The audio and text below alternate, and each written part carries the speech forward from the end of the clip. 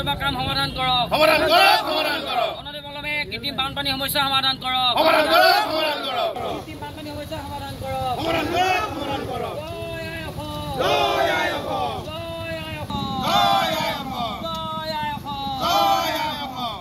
এই জয় চলিছে চলিছে চলিবই আজি ৰাইজ জাগিছে জাগিছে জাগিবই অসমীয়া জাগিছে জাগিছে জাগিবই এই জয় চলিছে চলিছে চলিবই